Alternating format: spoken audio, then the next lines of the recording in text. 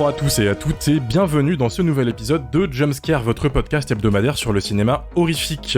Avec une exposition dédiée à son sujet à Japan Expo il y a quelques semaines, avec plusieurs figures clés de la franchise venues en France cette année, avec l'énorme succès au box-office mondial du dernier film de sa franchise, suivi du succès encore plus flamboyant au box-office de son dernier crossover avec King Kong, il est peut-être enfin temps qu'on parle dans le Jumpscare du roi des monstres, le légendaire Godzilla. Figure mythique née en 1954 avec le grand Godzilla d'Ichiro Honda, Godzilla compte à ce jour 38 films dans sa franchise, aussi bien produits au Japon qu'aux US, et c'est sans compter tous ses dérivés animés, comics, mangas, etc. Un des plus grands mythes de la pop culture qu'on sait manger à toutes les sauces, que ce soit dans des blockbusters américains complètement régressifs, où un Godzilla néon rose se nourrit de centrales nucléaires pour aller tabasser du kaiju, avec King Kong sous la croûte terrestre, ou dans des films beaucoup plus intimistes, comme le dernier film japonais qui lui est dédié, Godzilla Minus One, qui prend le parti de replacer Godzilla comme une allégorie de la bombe nucléaire qui a détruit le Japon à l'époque de la Seconde Guerre mondiale, et qui cache au maximum la bête pour se concentrer sur ses protagonistes humains.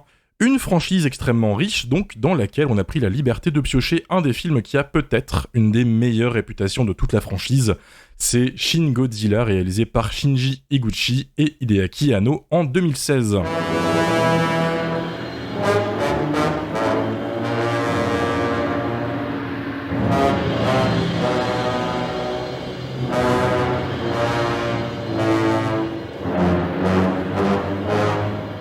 Dans Shin Godzilla, film totalement indépendant du reste de la franchise, le gouvernement japonais lutte pour essayer de faire face à l'apparition d'un Godzilla mutant de plus en plus vite et qui devient de plus en plus puissant à chaque métamorphose, causant sur sa route de plus en plus de dégâts.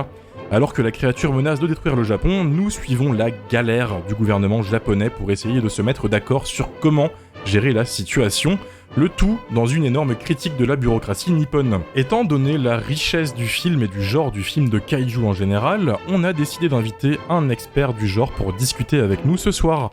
Cet expert, vous l'avez déjà entendu dans le Jumpscare dans notre épisode spécial qui revenait sur l'édition 2024 du PIF.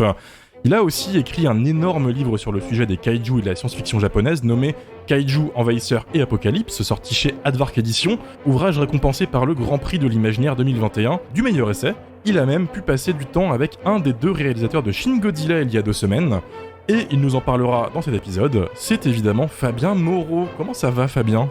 Salut Romain, bonsoir les amis, j'espère que vous allez bien. C'est si formel. Bah oui, bonsoir. Ça fait plaisir de te revoir avec nous, pas dans un hors-série en plus cette fois-ci. Moi aussi, je suis content, je suis très content de vous retrouver, de parler de Godzilla, ça fait plaisir. Évidemment, depuis le temps qu'on voulait en parler en plus, et là c'était l'occasion parfaite avec toute l'actualité autour, c'est le moment ou jamais. Nous sommes évidemment toujours en présence du reste de l'équipe, dont un gros fan de lézard d'un autre genre, il est plus fan de Komodo, c'est Dario. Ouais, salut. Ça va ? Ça va bien, ouais. J'ai un peu mal à la tête à cause de la séance qu'on s'est tapée avec Romain aujourd'hui. On parlera pas du film qu'on a vu. On en parlera dans une semaine du coup. Le double L. Exactement, grande jambe. À côté, elle va choquer le monde ce soir et parler d'autre chose que d'un slasher pas ouf. C'est Mylène. Ça va, Mylène ? Ah, mais c'était pas un slasher ce soir ? Si, t'inquiète. T'inquiète pas, ça va aller.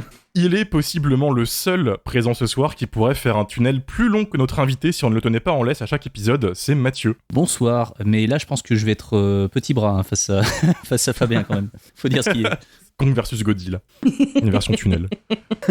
Et évidemment pour finir, moi-même, votre hôte, Romain. Amélie n'était pas disponible pour cet épisode, mais promis, elle revient la semaine prochaine, et idem pour Lily qui, face à un bon film, cette fois, a paniqué et a décidé de ne pas venir. Alors, pour commencer, et surtout remettre un peu en contexte le film, pour celles et ceux qui nous écoutent et qui sont pas des spécialistes, Fabien, est-ce que déjà tu peux nous situer en 2016 où en est la franchise Godzilla, quand Shin Godzilla sort ? Oui, alors très rapidement, donc c'est Legendary Pictures qui achète les droits de la franchise Godzilla auprès du studio Toho en 2010 pour pouvoir faire des films aux États-Unis, ce qui va donner donc le fameux Godzilla de 2014 de Gareth Edwards, donc qui va signer donc le début de ce qu'on appelle maintenant désormais le Monsterverse. Et du coup, le deal entre la Toho et Legendary spécifie que les deux parties peuvent faire respectivement leurs films. Donc Legendary va faire les films côté américain et Toho va faire les films pour le marché japonais. Sauf que les films ou les séries ou autres œuvres ne doivent pas sortir en même temps pour pas faire de parasitage ou de mauvaise concurrence en fait. Voilà. Et du coup, après le succès du Godzilla américain, il faut savoir que Hideaki Anno et Shinji Higuchi à l'époque étaient sur de nombreux projets. Autour de 2012-2013, ils avaient monté ensemble une exposition dédiée au tokusatsu, donc aux effets spéciaux japonais, donc à Tokyo. Donc c'était une exposition qui était supervisée par Ghibli notamment, parce que parallèlement à cette exposition, dans le cadre de cette expo, ils avaient fait un court-métrage qui s'appelait Giant God Warriors: The Piers in Tokyo, qui était un court-métrage qui se passait dans l'univers de Nausicaa et qui était une démonstration de tokusatsu assez dingue sur quelques minutes. Voilà, on voyait donc ces géants issus de l'univers de Nausicaa flotter au-dessus de Tokyo avant de détruire toute la ville. Et en fait, lorsque Toho a voulu enfin relancer Godzilla, donc on est vers 2014-2015. Il faut savoir qu'à cette époque-là, le dernier Godzilla japonais en date, il date de 2004, et c'est Godzilla Final Wars de Ryuhei Kitamura. Et comme ce qu'ils avaient fait avec Kitamura à l'époque, la Toho a voulu s'adresser à des cinéastes qui viennent de l'extérieur, donc des freelances. Donc ils se sont dit, pourquoi ne pas prendre le réalisateur d'Evangelion et Shinji Higuchi, qui avait déjà un background assez conséquent en matière d'effets spéciaux et d'effets visuels. Alors, je rappelle qu'il avait fait... Et de monstres géants aussi. Et de monstres géants, puisqu'il avait fait les effets spéciaux de la trilogie Gamera dans les années 90, et à l'époque, il venait de terminer l'adaptation très controversée en prise de vue réelle de l'Attaque des Titans. Et donc, en fait, ce qui était question, c'était que... parce que Anno, en fait, il venait de terminer le 3e film de Rebuild of Evangelion et il devait enchaîner sur le 4e. Sauf que là, il s'est dit, peut-être qu'il y a une possibilité de réaliser un Godzilla, c'est peut-être quelque chose qui se représentera plus jamais. Donc en fait, ce qui s'est passé, c'est qu'Anno devait écrire le script, c'est ce que m'a dit Higuchi, hein. Anno devait écrire le script, Higuchi réalisait le film, et Anno devait revenir pour le montage et la post-prod. Sauf que ce qui s'est passé, c'est que, en fait, Anno, il a vraiment saisi cette occasion de pouvoir co-réaliser le film avec Higuchi, donc c'est pour ça qu'ils l'ont fait ensemble en 2015 et sorti durant l'été 2016. Voilà le contexte. Là, j'aime beaucoup que tu aies dit « Oui, c'est Higuchi qui me l'a dit ». Oui. Au calme, déjà. Voilà. On reviendra sur ce que tu as fait avec Higuchi en fin d'épisode, puisque tu as en effet pu passer 2 jours avec lui à Japan Expo, puisqu'il était invité d'honneur il y a 2 semaines. Il est resté 2 jours, il a fait une super conférence où tu étais présent sur scène au passage, et il a fait une projection de Shin Godzilla aussi, ce qui est assez fou. Le film sort en 2016 au Japon. Chez nous, il arrive bien plus tard, pour le coup, puisqu'on a enfin eu une sortie légale l'année dernière, il me semble, si je dis pas de conneries. Oui, il était d'abord passé au PIF en 2017, puis il est passé dans un festival que vous connaissez très bien, donc les hallucinations collectives en 2021. Et entre les deux, il avait eu une projection à la Cinémathèque française et à la Maison de la Culture du Japon en 2019 dans le cadre d'un programme qui s'appelle Japonisme 2018. Et ensuite, effectivement, il y a eu la projo aux Aluco en 21 et effectivement la sortie fin 23 au cinéma par Splendor Film et en Blu-ray chez Spectrum Film. Et en DVD chez Mad Movies aussi. Tout à fait. Et toi qui étais déjà à fond à l'époque, est-ce que tu te souviens de la réception du film quand il est sorti, puisque maintenant il est vu comme un film un peu culte, pour le coup, il est devenu un peu légendaire, mais à l'époque, comment les gens ont réagi? Parce que Godzilla a un design très bizarre dans ce film, je me souviens que ça avait beaucoup parlé à l'époque. En fait, moi je m'en souviens parce que moi j'avais suivi à l'époque en direct live la soirée d'ouverture, la soirée de première au Japon, où ça avait l'air d'être une pure folie. Et moi j'avais d'abord vu le film à CGS en octobre 2016, donc j'étais dans un état assez fébrile en attendant le film parce que les bandes annonces montraient cette espèce de mise en scène expérimentale d'Hideaki Anno avec ces gens en train de parler dans des bureaux, dans des hémicycles politiques. Finalement, on voyait assez peu Godzilla dans les bandes annonces et les rares fois on le voyait, il avait cette espèce effectivement de design un petit peu étrange avec une espèce de peau façon magma. Donc j'étais très très impatient de voir ce film qui en fait allait être le premier film où Godzilla est seul dans l'histoire, ce qui n'était pas arrivé depuis 1984 avec The Return of Godzilla, et c'était enfin le Godzilla méchant. C'est-à-dire le Godzilla vraiment 100% méchant qui attaquait l'humanité. Bon, il a toujours été méchant depuis 1984, mais c'était la première fois où ça redevenait une menace solo dans dans l'intrigue. Et c'est vrai que quand j'ai vu le film à Sitges, j'en croyais pas mes yeux, parce qu'en fait je me suis dit tiens, la Toho a vraiment lâché la bride pour permettre à Noe Higuchi de faire ce film, cette espèce de une espèce de film en huis clos, film de politique fiction comme ça qui se passe uniquement dans des bureaux avec des angles de caméra pas possibles. Donc du coup je me suis dit qu'est-ce que c'est que ça. Et en même temps je ne m'attendais surtout pas à ce que la Toho laisse les réalisateurs faire ce qu'ils ont fait avec Godzilla, c'est-à-dire une créature évolutive qui passe par différents stades avant d'avoir sa version finale. Chose qu'on voyait chez certains de ses ennemis, comme Hedorah ou alors Destroya, mais ça n'était jamais arrivé, en tout cas à l'image, avec Godzilla. Et j'avoue que j'ai été extrêmement surpris de voir ça, et je me suis pris une immense claque, et 20 ans plus et 8 ans plus tard, j'ai toujours du mal à croire que ce film existe en fait. On y reviendra sur ton avis en fin d'épisode. Oui, bien sûr. Pour clôturer, peut-être t'as dit un truc intéressant. Je pense qu'il faut peut-être le contextualiser tous ensemble pour les auditeurs qui sont pas forcément trop à fond sur Godzilla, ou ceux qui ont juste vu les films américains qui sont les plus accessibles en France. Bien sûr. T'as dit c'est en effet un film où Godzilla est méchant, alors qu'avant il était un peu plus gentil. Enfin, c'est vrai que Godzilla est une figure d'anti-héros, et selon qui le fait, il peut être en effet très gentil, comme des fois je pense au Godzilla où il y a son fils, ou des fois c'est juste un gros connard. D'où ça vient ça ? En fait, encore une fois, je vais essayer de pas faire un tunnel, mais à la base, quand Godzilla a été créé en 1954, c'était censé être une créature destructrice doublée d'une allégorie de la bombe atomique.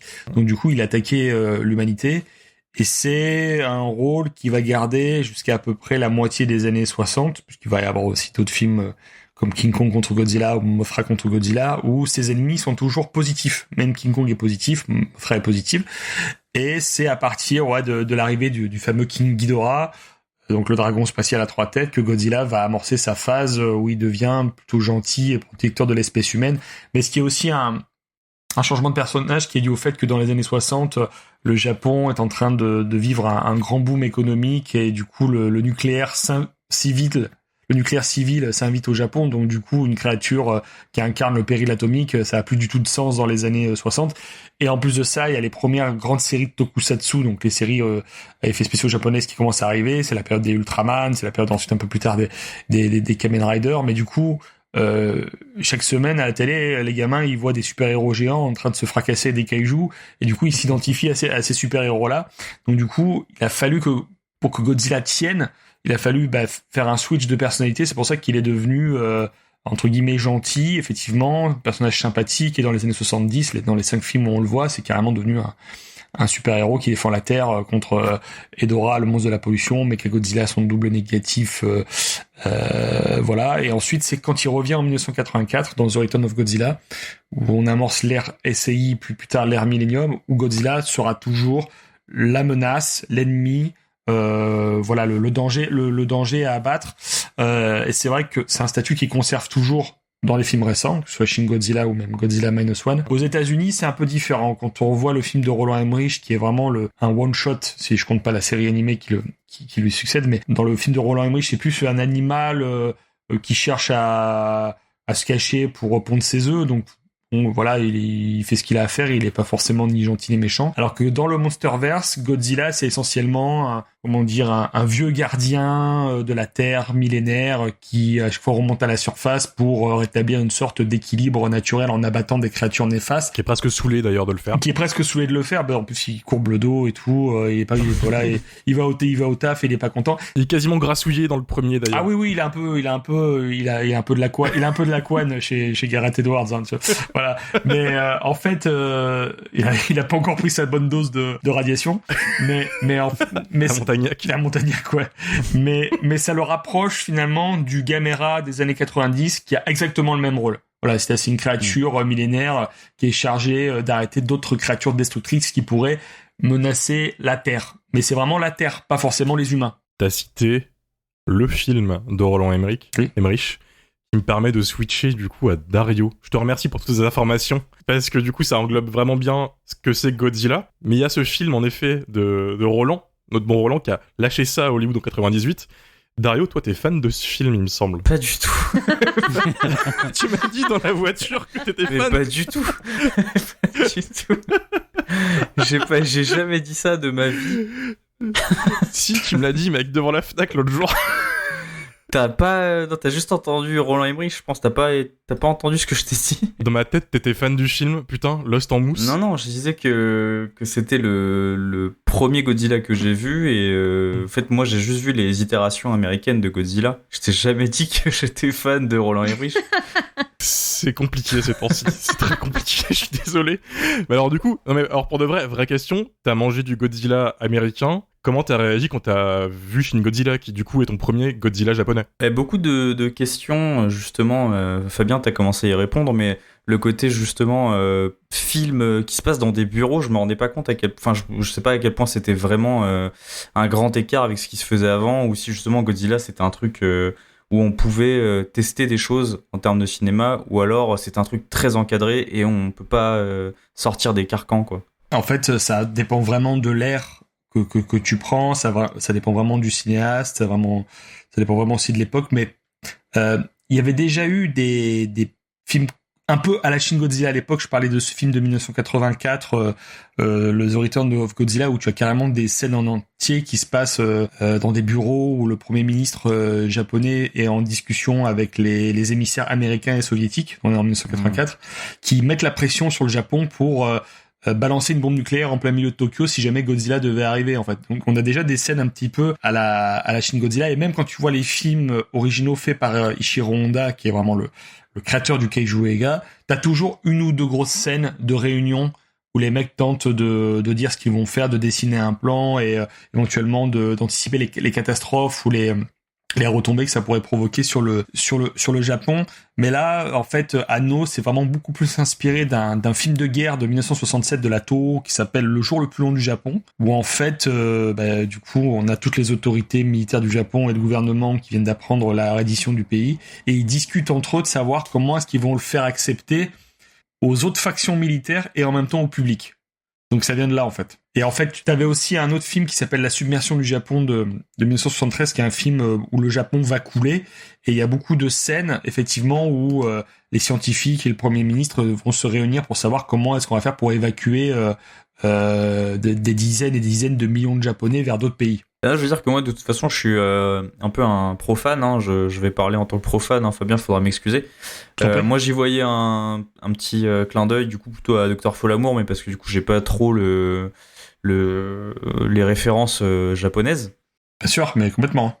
Mais je sais pas à quel point c'est vrai, ou si c'est juste un truc un peu plus pas forcément réfléchi, mais qui est un fait, quoi. Ce que je dois quand même avouer, c'est que malgré cette tentative que je salue de faire quelque chose de différent par rapport à ce que j'imagine qu'est un film Godzilla au Japon, je dois avouer qu'il y a quand même un petit peu de frustration de me dire que c'est mon premier Godzilla japonais et que je commence par un truc un petit peu plus expérimental, où il n'y a pas trop les moments où Godzilla vraiment défonce tout. Il y a des moments quand même d'action où Godzilla fait péter des immeubles, on fait péter des immeubles sur Godzilla, tout ça. Mais je sais pas, petite frustration, mais ça c'est juste pour moi, parce que j'aurais bien aimé juste voir un gros lézard casser la baraque. Godzilla -1 t'attends, mec. Ouais, je sais pas si c'est le meilleur Godzilla à voir après, par contre, Fabien, j'aimerais bien avoir ton avis. Mais Alors en fait...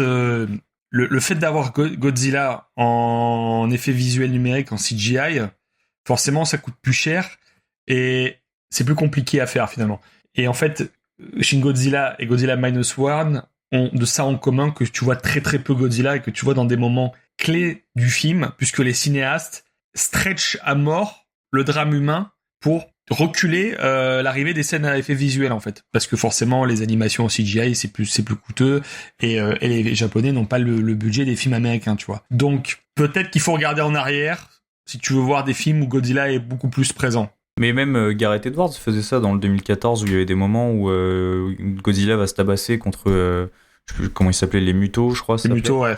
Et la caméra recule, il y a une porte qui se ferme et on voit pas le fight. Ouais, alors en fait, on va pas se mentir, mais je pense que Gareth Edwards a pas eu le meilleur scénar de la Terre pour faire son film. Déjà au niveau humain, moi j'ai vraiment une très grande affection pour les pour les personnages fonction de Shin Godzilla et vraiment pour les personnages très très dark de Godzilla Minus One. Ceux du Godzilla de Gareth Edwards, c'est un petit peu plus compliqué parce que ils sont pas forcément aussi engageants qui devraient l'être. Et puis bon, bah le fait de dire au revoir à Bryan Cranston à mi-parcours du film, c'était peut-être pas la meilleure idée.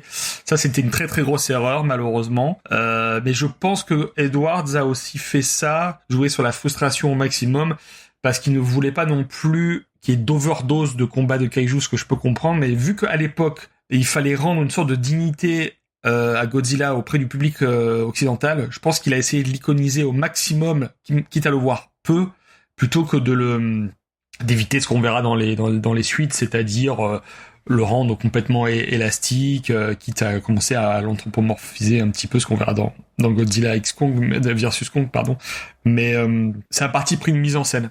C'est un parti pris de mise en scène que je sens maîtrisé chez Gareth Edwards, qui est pas là pour plaire à tout le monde, mais je sens quand même que le cinéaste est aux commandes de ce qu'il fait, parce qu'il y a au moins un véritable sens du gigantisme, qui je trouve est la vraie patte de Gareth Edwards. C'est-à-dire que bon, bah, on pourra critiquer la plupart de ses scénars, hein, même The Creator, qui est un film que j'adore, mais en termes de gigantisme, il arrive toujours à créer des tableaux et des ambiances qui sont toujours assez saisissants. Hein. Mais c'est vrai que dans Godzilla, si t'as pas un minimum de socle humain qui te maintient, c'est compliqué. Et ça, ce socle humain, on le trouve vraiment bien dans le film original de Honda, clairement.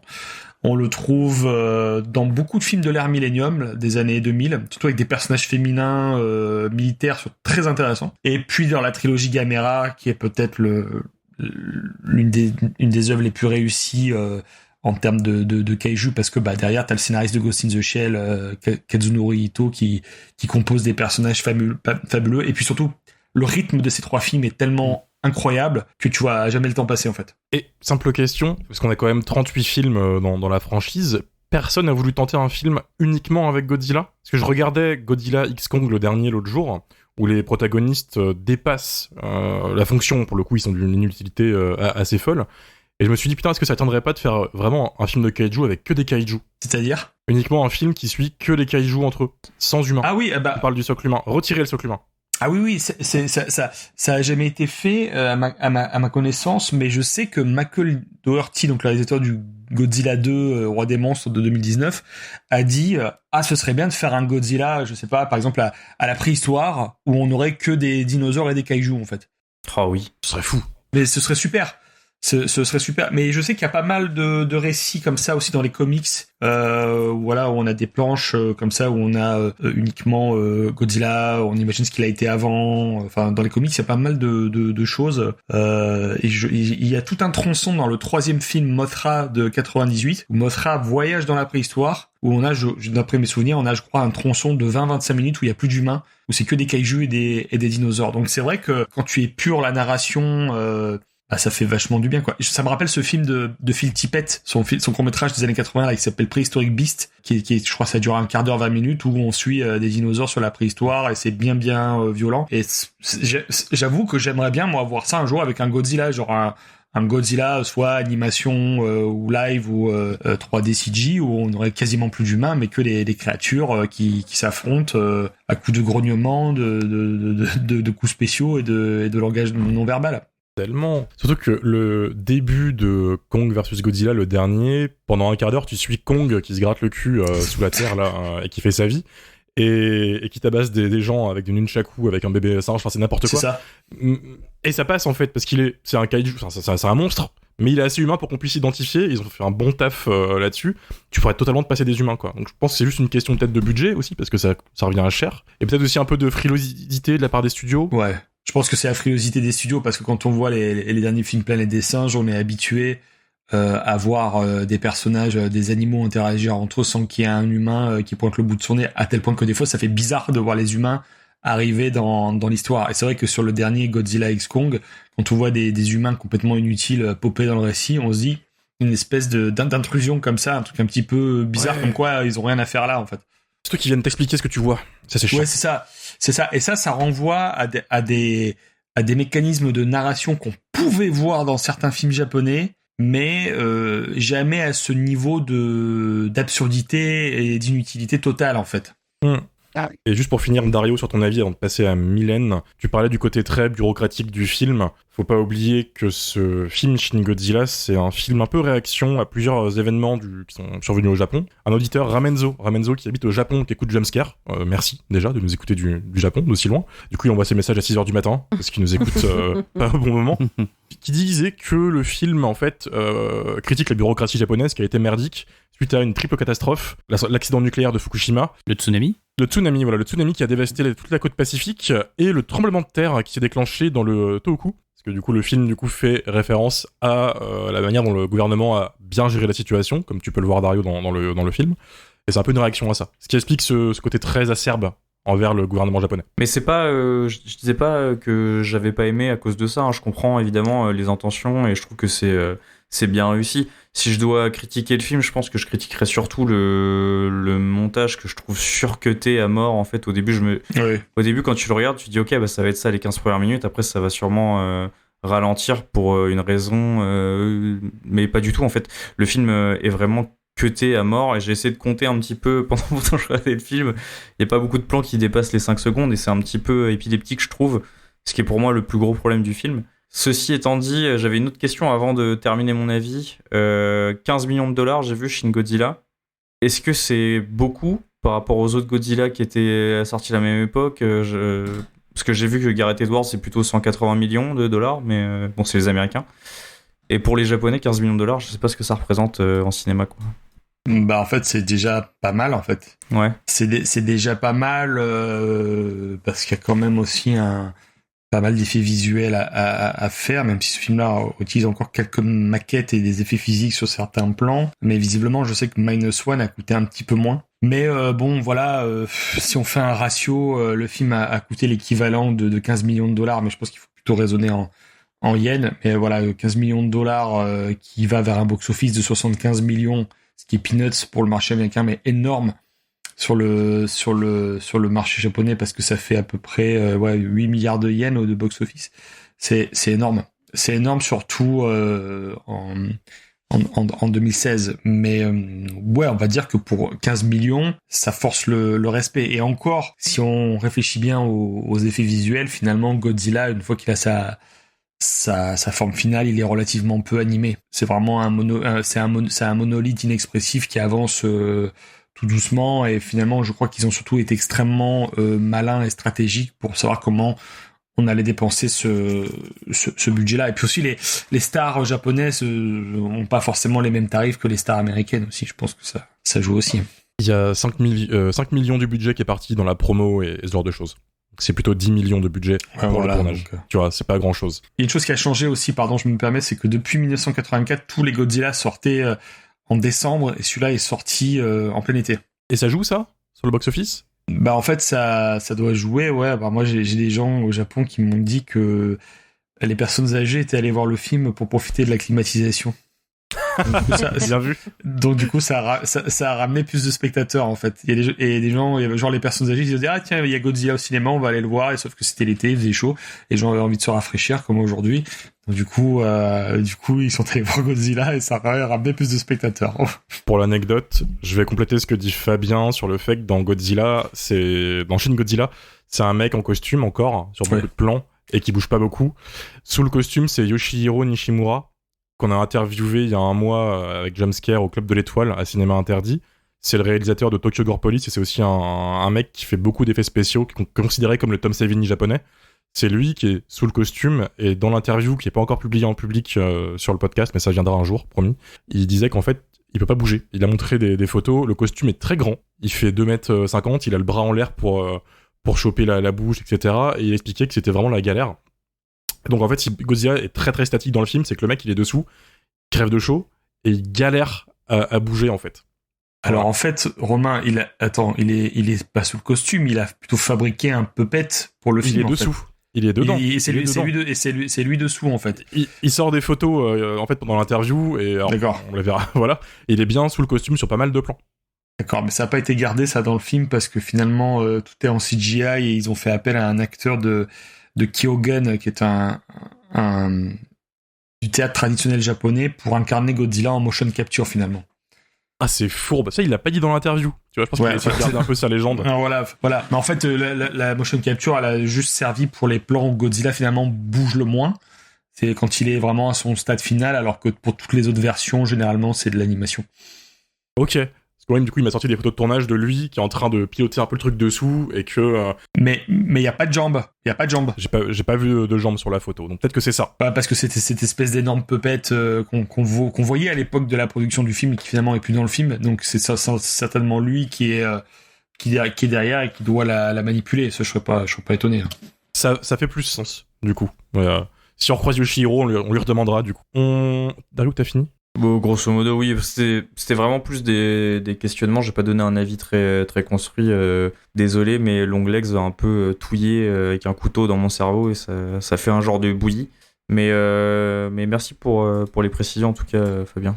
Ah, je me permets juste un truc. Ce film-là, c'est peut-être le seul Godzilla, justement, avec le Godzilla de Roland Emmerich, où ils se sont permis des gros écarts avec le design de Godzilla, justement. Les écarts qui étaient par rapport à ceux qu'on connaît. Ouais, si tu veux, généralement, là je fais vraiment une petite parenthèse, c'est que généralement la Toho envoie au réalisateur des mémos pour le design de Godzilla. Genre il doit avoir telle posture, tel nombre de doigts de pied, voilà, le nombre d'orteils, comment doivent être ses bras, la taille de la mâchoire, la couleur du souffle radioactif, la posture. Il faut qu'il ait absolument trois rangées d'épines dorsales sur le dos. Et c'est vrai que chez Roland Emmerich, c'était pas du tout ça, parce que c'était une espèce de gigantesque iguane conçu par Patrick Tatopoulos, alors design magnifique au demeurant, mais qui était en rupture complète avec le Godzilla d'origine. Et c'est vrai que sur Shin Godzilla, personne s'attendait vraiment à avoir tous les stades préliminaires qu'on voit tout au début du film, les 3-4 versions auxquelles il passe avant d'avoir le stade final où il a cette peau noire et rouge, où il est très voilà, debout et très statique. Personne s'attendait à le voir débarquer dans le quartier de Kamata avec son regard exorbité de poisson et avec ses espèces d'énormes branchies, tu vois. Donc ça, c'est un truc qu'il a fallu faire passer auprès de la Toho, quoi. Et du public. Et du public, du public. Parce que la réception du public, c'est ce qui a été le plus compliqué, du coup. Non, mais c'était surprenant de voir Godzilla en mode gros poisson attardé qui débarque dans Shinjuku avant de se transformer progressivement dans cette espèce de monolithe ultra impressionnant qui commence à tirer des rayons violets de sa gueule, de sa queue et de son dos, quoi. Mais voilà, j'ai trop parlé, je laisse Mylène.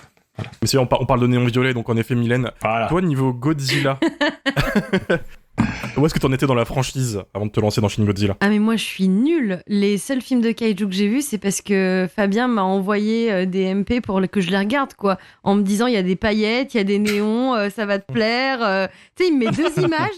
Fabien il m'envoie quelques images avec des paillettes et il me dit regarde. Voilà, à chaque fois il me fait ça. Genre il me met une image avec un néon et il me dit ça va te plaire. Et là il m'a dit Shin Godzilla, faut que tu le vois, il y a des photocopieuses et des néons violets. Et là j'ai dit waouh, trop bien. J'avoue, je comprenais pas sur le moment pourquoi. Contextualiser les photocopieuses, peut-être. Est-ce qu'il y a un running gag autour de ça ?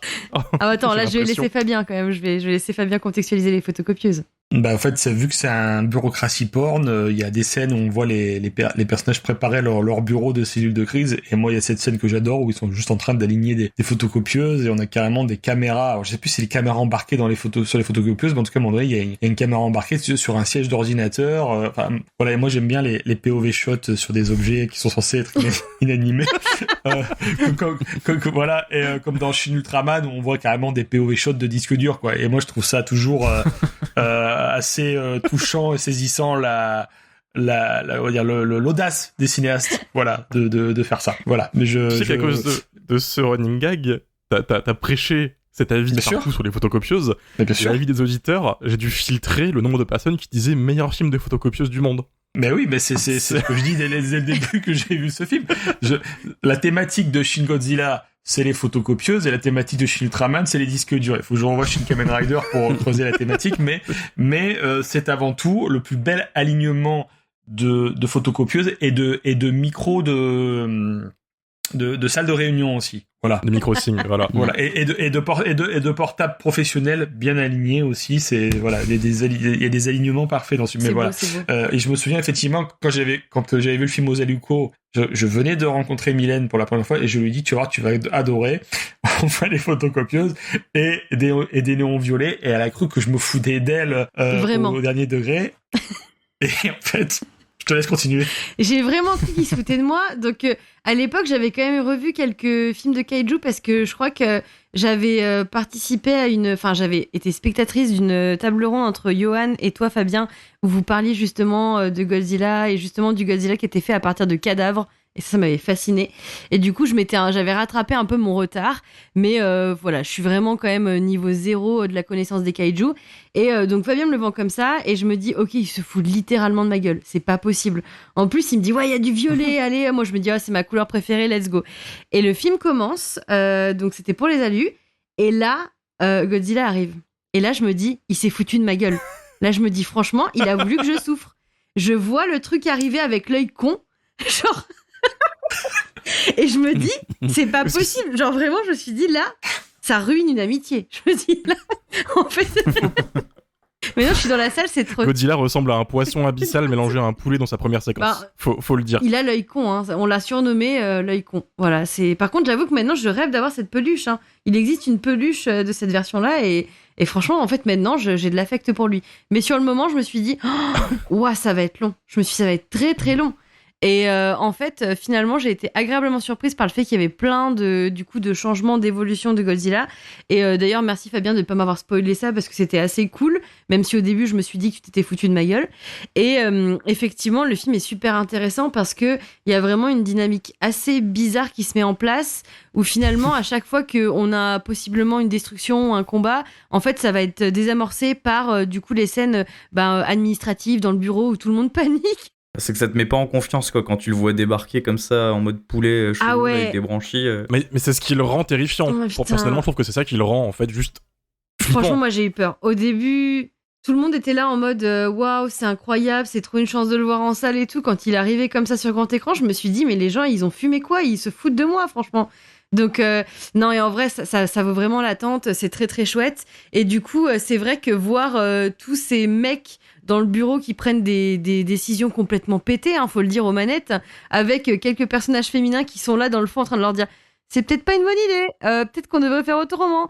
Et ben ça c'est vraiment hyper intéressant et effectivement c'est pour ça que j'ai beaucoup aimé le film parce que moi je suis pas très très fan de films de grosses bêtes ou de monstres, enfin c'est moins mon style. Et là je trouve que la dynamique est cool. Alors faut savoir que quand même c'est pas un film à regarder quand on est fatigué, je dois l'avouer, j'ai tenté de le revoir aujourd'hui, je me suis endormie. Mais c'est pas parce que je trouve le film nul, c'est parce que j'étais fatiguée et que le rythme est un peu lent par moment. C'est pas pareil. Fabien, ne me tue pas. Parce que pas. c'est quand même beaucoup des mecs en costard qui parlent, quoi. C'est ça. Non, mais en vrai, c'est super drôle cette dynamique des mecs qui sont tous là en train de brasser de l'air et d'être complètement cons et de partir en mode oh, vas-y, on est les plus forts, on va mettre nos costumes, faire des discours et tout. Et en fait, souvent, t'as vraiment un perso féminin qui est juste là, qui parle tout doucement et qui dit peut-être qu'on devrait faire ça, et genre personne n'écoute, et ils sont là, ils foncent dans le mur, et ça je trouve que c'est quand même une dynamique assez cool, et c'est vrai que notamment tu m'en avais envoyé pas mal à voir comme ça Fabien, des films où en fait les persos féminins sont hyper intéressants, et c'est vrai que des fois t'as des spécialistes comme ça qui prennent des décisions et qui mettent un peu la mouche au mec, et ça c'est cool quand même, j'avoue, ça c'est très cool. Mais globalement non, c'est un film que j'ai trouvé très très cool, qui effectivement demande qu'on soit bien réveillé ou qu'on ait bu un peu de Red Bull. Mais c'est vrai que c'est chouette de voir une prise de position comme ça. Effectivement, c'est couillu de tenter un Godzilla qui a pas tant de scènes de combat que ça, et par contre qui a un super bouquet final et qui fait qu'à la fin, quand même, on se réveille et qu'on est là, on se dit putain, ça valait le coup de voir le Godzilla à l'œil con. Ça valait le coup. Je trouve pas que le climax soit si fou que ça, moi, mais... Moi, je pense à la scène où il y a 6 grues qui lui foutent de anticoagulant dans la gueule. Là, je trouve ça vraiment anti-spectaculaire aussi. Donc, c'est sûr que juste avant, ils font péter des immeubles sur Godzilla pour essayer de l'immobiliser. Tout ça, c'est un peu cool. Et finalement, t'as juste des grues qui arrivent et qui avec des tuyaux qui lui foutent dans la gueule. C'est un peu anti-spectaculaire. Ah, mais moi, je suis bon public. Hein. C'est le triomphe du BTP, ça. Putain. Merci en tout cas Mylène pour ton avis. On va passer à l'autre roi du tunnel qui attend dans l'ombre depuis tout à l'heure. Mathieu, toi tu l'as vu quand ce film ? Bon, je vais rassurer tout le monde, hein. Je vais pas faire de tunnel. Par contre, je suis très curieux de celui, celui de Fabien. Non, je l'ai vu, comme disait Fabien, en fait, en 2021, en même temps que Mylène, lors de la séance aux Allées collectives.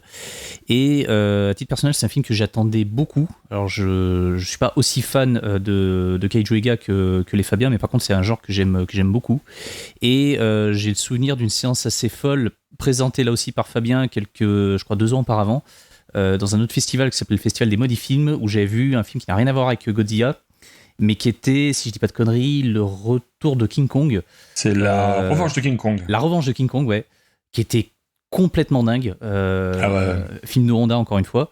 Et donc j'étais super hypé à l'idée de revoir du Kaiju Ega en fait sur grand écran. Qui plus est, ce film qui était ultra attendu. Et un petit peu comme Mylène, quand t'es arrivé cette espèce de proto-Godzilla qui rampe dans les rues, je me suis dit qu'est-ce qui se passe?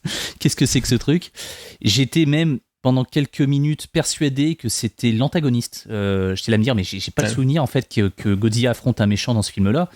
Du peu que j'ai vu, des quelques images que j'ai pu voir sur internet, il y a que Godzilla, quoi. Donc qu'est-ce que c'est que ce machin qui rampe dégueulasse là? Et au bout d'un moment, j'ai compris que l'une des excellentes idées du film, c'est de jouer en fait sur l'attente du spectateur. De faire aussi d'une certaine façon ce que Gareth Edwards avait fait dans le film américain, jouer en fait sur l'attente et sur la frustration, et notamment enchaîner pas mal de scènes en fait qui se passent dans les bureaux avec, comme disait Fabien, des placements de caméra tous plus pétés les uns que les autres, et une espèce d'accumulation, et c'est aussi pour ça je pense que les plans s'enchaînent très rapidement et que, comme disait Dario, en fait ils durent pas plus de 5 secondes. Enchaîner des plans sur des personnages dont on n'arrivera de toute façon jamais à retenir et le nom et la fonction. C'est-à-dire que l'aberration de la situation entre l'urgence absolue d'un monstre en fait qui va potentiellement fracasser la ville et des bureaucrates en fait qui passent leur temps à discuter et à passer de bureau en bureau alors qu'en vrai il suffirait juste de se réunir tous autour d'une table et de prendre une décision.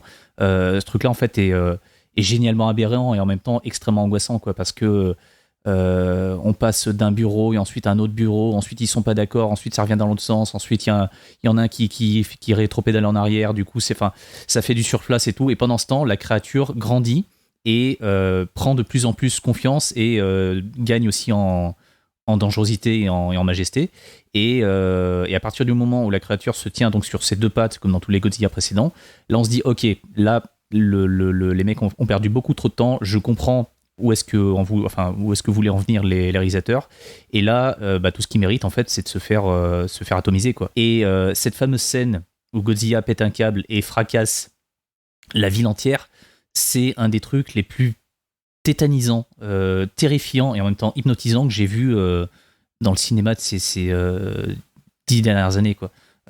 C'est cette scène-là en fait qui a été déclinée en je sais plus combien de mèmes en fait sur Twitter et qui est partagée en fait à chaque fois qu'on évoque Shin Godzilla, mais cette scène sur un écran de cinéma, c'est vraiment quelque chose, quoi. Et en fait, on retrouve ce Godzilla vraiment effrayant et juste inarrêtable, une espèce de dieu en fait qu'il faut surtout pas contrarier. Et on a aussi au fait la surprise de voir que le feu nucléaire qui lui sort de la gueule n'est plus de la même couleur, il est plus bleu, ce coup-ci en fait il est violet. Mais on n'a pas le temps de s'extasier sur ce truc-là que on est immédiatement horrifié par l'intensité du carnage qui en résulte. C'est-à-dire que c'est même pas 3-4 immeubles en fait qui s'écroulent, c'est vraiment le chaos qui s'étale sur des kilomètres et des kilomètres, quoi. Et quand on pense qu'en fait le truc est terminé, paf, Godzilla en fait en rajoute une couche, ce qui fait que la scène est juste culte. Moi je trouve ça horrible et hypnotique, quoi. Et il y a un plan de Godzilla filmé de face avec derrière une espèce de montagne de flammes qui est pour moi des plus beaux plans de la décennie qui vient de s'écouler, quoi. Donc voilà, c'est un petit chef-d'œuvre. Il y a pas mal de trucs en fait qui sont pas forcément expliqués. Je pense notamment au plan de fin qui a fait couler pas mal d'encre, et sur le moment je me suis dit mais où est-ce qu'ils veulent en venir avec ça? Enfin, je pense avoir un début d'explication, mais en même temps je suis pas sûr de moi. J'aimerais beaucoup qu'il y ait une suite, parce que même si j'ai adoré Godzilla Minus One, le Godzilla en tout cas parmi ceux que j'ai vus pour le moment le plus dévastateur, le plus horrible, le plus méchant, c'est vraiment celui de Shin Godzilla. En termes d'effets spéciaux, je trouve qu'il y a une espèce de fusion quasi parfaite entre les effets pratiques et l'image de synthèse. Dans la bande-annonce que j'avais pu voir avant de découvrir le film en salle, je dis ouais, il est peut-être un petit peu figé, un petit peu lourd, là où paradoxalement le Godzilla américain est beaucoup plus fat, mais il est beaucoup plus fluide aussi, donc je dis il y a peut-être un truc qui va me déranger. Et en fait non, je les aime quasiment autant l'un que l'autre, alors que les deux sont pas forcément réalisés de la même façon et n'ont pas non plus le même budget. Donc bref, voilà, si vous ne connaissez pas forcément le Kaiju Ega, en tout cas à mon sens, hormis le Godzilla original de 54, Shin Godzilla c'est vraiment une très très bonne porte d'entrée, mais il faut juste accepter le fait aussi que le film est une charge à l'encontre de la bureaucratie japonaise, et que ça n'est pas que de la destruction, c'est surtout une allégorie en fait de toutes les conneries qui ont été commises au moment de la catastrophe de Fukushima, quoi. Voilà. Et dernière petite chose aussi, avant de laisser Fabien parler, on a beaucoup parlé de Gamera. Gamera, en fait, pour situer, c'est l'autre grande saga parallèle à Godzilla. Là, c'est pas un lézard géant, c'est une tortue. Et les 3 premiers films de Gamera viennent juste de ressortir en Blu-ray chez un tout nouvel éditeur qui s'appelle Robotofilm. Je ne sais pas s'il reste beaucoup de coffrets en fait encore à la vente, mais en tout cas voilà, jetez-vous dessus parce que c'est là encore très, très spectaculaire. La 5e forme de Godzilla, on va spoiler, désolé pour ceux qui n'ont pas vu le film, mais ça spoil le plan final, mais c'est plus vraiment dans l'intrigue, rassurez-vous. Vous pouvez passer cette partie si vous voulez pas si vous voulez pas entendre ce qu'on va dire. Est-ce qu'il y a une explication, Fabien ? Parce que moi j'ai un début d'explication aussi grâce aux scènes coupées. Mais officiellement, c'est des sortes d'humanoïdes qui sortent de la queue de Godzilla. Qu'est-ce que c'est ? En fait, tout au long du film, il y a un gros questionnement sur les origines de Godzilla et sur le lien qu'il aurait avec ce professeur qui s'est suicidé, donc le docteur Goro Maki. Et Goro Maki nous a dit dans le film que c'est lui qui a découvert Godzilla. Et bon, il y a eu beaucoup de spéculations qui indiqueraient par A plus B que Goro Maki aurait fusionné avec Godzilla, que finalement Godzilla serait l'incarnation vengeresse de ce mec-là, qui a un background assez évoqué dans le film par rapport à sa femme morte, etc. C'est pas la première fois dans la saga Godzilla qu'il y a des scientifiques trahis qui veulent se venger de l'humanité, hein. On a ça dans les monstres du continent perdu en 1975 avec un scientifique un peu fou qui aide des extraterrestres à réparer Mechagodzilla et qui lui-même a découvert un dinosaure, le Titanosaurus. Il y avait un petit peu sa manière dans Godzilla contre Biollante, où c'est un scientifique qui a perdu sa fille, qui crée une créature en mélangeant les cellules de Godzilla avec celles d'une rose pour créer une espèce d'hybride plante absolument monstrueux. Donc c'est pas une certitude, hein, ce que je dis, hein, c'est vraiment de la spéculation, des pistes de réflexion. Et effectivement, on a ce plan final où on voit ces espèces de créatures très fines, humanoïdes, avec la crête dorsale de Godzilla qui possiblement pourrait se détacher, sauf qu'elles sont encore figées attachées à la queue. Mais ça participe aussi du fait que Godzilla non seulement est très puissant, mais j'ai l'impression qu'il a pas tout à fait conscience lui-même de sa puissance. Parce que chaque partie de son corps développe sa propre puissance et sa propre autonomie, que ce soit sa gueule, son dos et même sa queue, qui est clairement presque un organisme à part, sans avoir l'esprit mal placé, mais on n'a jamais vu une queue aussi longue dans un film de Godzilla, quoi. Il faut le dire. Même la façon dont elle bouge, on dirait qu'elle est un peu indépendante. Je suis d'accord. Mais c'est ça. D'ailleurs, c'est pas pour rien que lorsque Godzilla est on va dire, en stase, dans la deuxième moitié du film, à un moment donné, il y a un gros plan, on voit le bout de sa queue qui fait une espèce de cling, comme ça, qui amorce le simple fait que sa queue elle-même shoot des lasers, chose qu'on n'a jamais vue dans un Godzilla, montre que ça commence à devenir un organisme indépendant. Et ce plan final, où on voit effectivement ces espèces d'humanoïdes mélangés à Godzilla qui pourraient éventuellement se développer et s'échapper de sa queue, suggère que le pire est à venir, en fait. De ce que j'avais lu quelque part, apparemment, il était question que Hideaki Anno fasse une suite sous un format particulier, parce que en fait, dans les années 70, la Toho organisait un festival au Japon qui s'appelait le Toho Champion Matsuri, qui était un festival où il passait des épisodes de tokusatsu, des épisodes d'anime, il produisait même des nouveaux Godzilla pour ce festival, et il leur arrivait de proposait des montages réduits des classiques de la Toho, genre Prisonnière des Martiens réduit à 1 heure, Mothra contre Godzilla retravaillé pour faire un film d'1 heure. Voilà, tous les grands classiques, donc des versions vraiment raccourcies des films. Et apparemment, ce que j'ai lu, Hideaki Anno, il aurait proposé à la Toho de faire une version, on va dire, compactée de Shin Godzilla, ramenée sur 1 heure, 1h15, tout en retournant de nouvelles scènes. Ça aurait pu donner un truc assez intéressant. Et maintenant, c'est ce qu'il fait avec Kamen Rider, mais en inversé. C'est-à-dire qu'il a fait le film Shin Kamen Rider, qui dure 2 heures. Et maintenant, il retravaille le montage du film Shin Kamen Rider pour faire plusieurs épisodes, pour en faire une mini-série. Et il a retourné des scènes pour ces mini-épisodes-là, en fait. C'est la Snyder Cut, mais en mieux, quoi. Ouais, voilà. Mais ça montre que Anno a toujours cette façon de prendre sa matière et des fois de la bousculer, de la retravailler, de la compresser ou au contraire de l'étendre. Donc c'est vrai que ce plan final de Shin Godzilla, ça amène à une suite, mais en même temps personne n'a vraiment envie de la voir parce que le mystère est entier et pour une fois ça reste un one shot dans cette saga et puis ça nous évite les traditionnelles fins où soit Godzilla est tué de manière définitive ou au contraire des plans où on le voit toujours partir vers la mer, vers l'océan en laissant les humains derrière lui. Donc là c'était vraiment quelque chose de complètement différent, c'est-à-dire que Godzilla n'est pas mort, il est juste arrêté, mais qu'est-ce qui se passe? Combien de temps? Voilà. Il y a une séquence coupée qui est dans les bonus et qui est trouvable sur YouTube, pour ceux qui nous écoutent, qui annonce déjà un petit peu cette fin où des soldats se baladent près du Godzilla figé, et il y a des bouts de chair qui tombent, et les bouts de chair, qui sont dégueulasses au passage, il y a des yeux et des dents dedans. Donc on voit qu'il commence à muter vers des formes plus petites dès le début, en fait. J'ai l'impression que c'est un peu sa destinée, c'est de se démultiplier. C'est apparemment à un moment donné Gucci avait comparé ça à une sorte de cancer et c'est vrai que on a l'impression qu'il développe des espèces de kystes géants aussi. Ouais. Très bizarre. Donc c'est vrai qu'on revient à quelque chose de biologiquement très dérangeant parce qu'il rappelle finalement des maladies qui concernent l'humain aussi.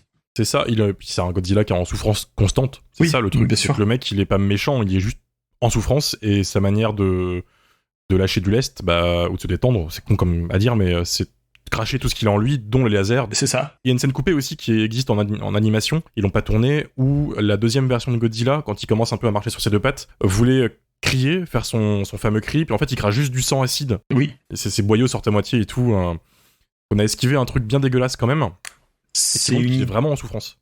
C'est une idée qui est encore un tout petit peu dans le film, dans la version 2, on le voit effectivement, il y a des espèces de branchies qui expulsent cette espèce de sécrétion rouge. Et c'est vrai effectivement dans les plans qu'ils avaient fait en prévise, on voit ce que fait cette substance-là, cette substance rouge. En fait, elle fond les voitures. On voit des voitures qui sont en train de fondre et on voit les pneus éclater. Donc c'est une espèce de substance acide qui provient de son corps. Mais comme tu l'as très bien dit, Romain, Mathieu l'avait évoqué, que lorsque Godzilla crache son feu qui se transforme en tir laser presque de haute précision en frappe chirurgicale, c'est effectivement parce qu'il doit se vider d'un trop plein d'énergie. D'ailleurs, il le fait pas en avançant, hein. Il reste sur place et il crache, et ensuite il balaie tout ce qu'il a autour de lui.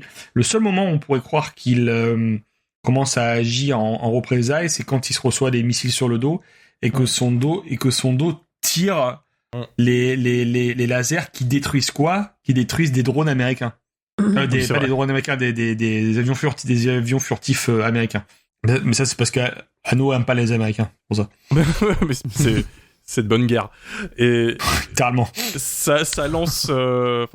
ça donne aussi au film une sorte d'autre lecture quand tu prends en compte que Godzilla, il est pas méchant de base, il est juste un peu paumé et en souffrance, je trouve. Avant de te lancer sur ton avis définitif sur le film, qui va durer 2 heures, je place juste mon avis, parce qu'il faut qu'on en parle quand même de un point qu'on a à peine évoqué en introduction. Alors moi j'adore le film évidemment, je l'ai vu une première fois il y a très longtemps dans un vieux Cam Rip dégueulasse avant qu'on puisse le trouver facilement en import ou chez nous.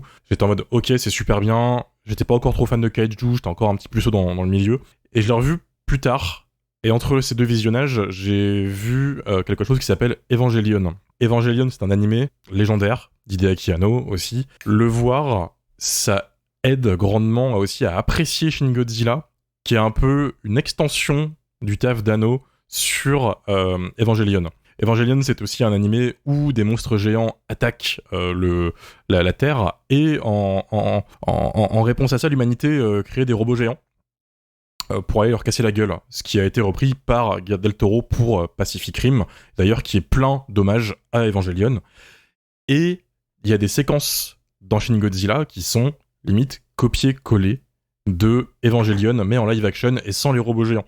Mais du coup, voir Evangelion te permet aussi d'apprécier un peu son taf et de voir que le mec commence aussi à aller un peu plus loin et à le faire en live action, ce qui pourrait être, c'est imaginer un Evangelion en live action. Donc voilà, regardez Evangelion, c'est sur Netflix, c'est génial, c'est un des plus grands animés jamais faits. Je dirais juste aussi comme Mathieu, c'est peut-être un chef-d'œuvre, peut-être mon Godzilla préféré. -1 commence à gratouiller un petit peu le spot du top 1.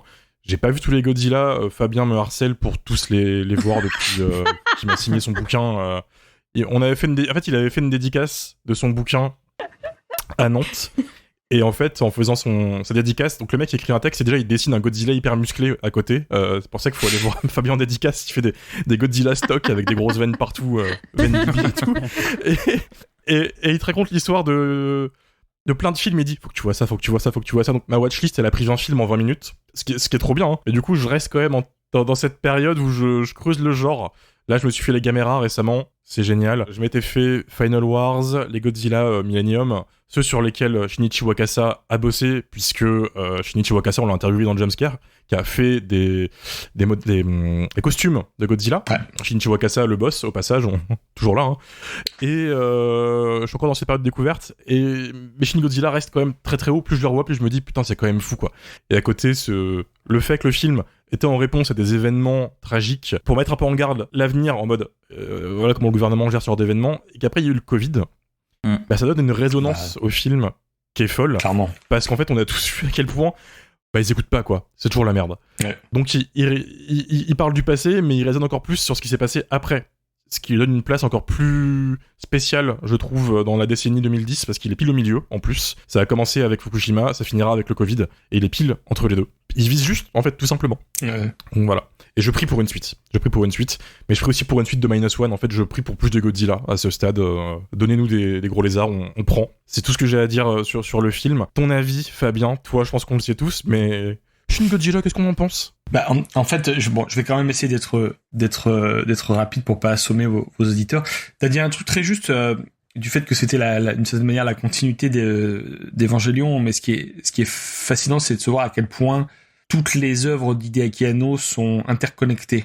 Outre Evangelion, c'est vrai que les 20 dernières minutes de Shin Godzilla, c'est littéralement un remake de l'épisode 6 d'Evangelion avec l'opération Yashima, qui est reprise dans Shin Godzilla, qui devient l'opération Yeshiori, sauf que là, dans Evangelion, l'idée c'était de rassembler toute l'énergie qui doit aller dans le canon que doit tirer l'Eva. Là, il faut mobiliser tout le BTP du Japon pour aller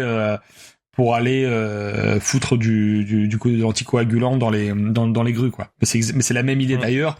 Shiro Sagisu, le compositeur d'Evangelion, revient sur Shin Godzilla. Et on entend une des musiques d'Evangelion dans Shin Godzilla, le Decisive Battle, là, le bam, bam, bam, ça vient d'Evangelion. Donc tout était interconnecté, mais quand on voit les précédents films d'Anno, donc les films en prise de vue réelle, Love and Pop et Ritual, Shikijitsu, il y a déjà cette mise en scène de malade mental avec des angles de caméra complètement fous, sauf qu'ils tournaient pas encore à l'iPhone à l'époque, ça existait pas, donc ils tournaient avec des premières caméras DV, je crois. Et pour vous dire un exemple, dans Love and Pop, on a une caméra embarquée sur un bol de ramen, carrément. Donc on a un personnage qui mange ses ramen et la caméra est dans le fond du bol, en fait.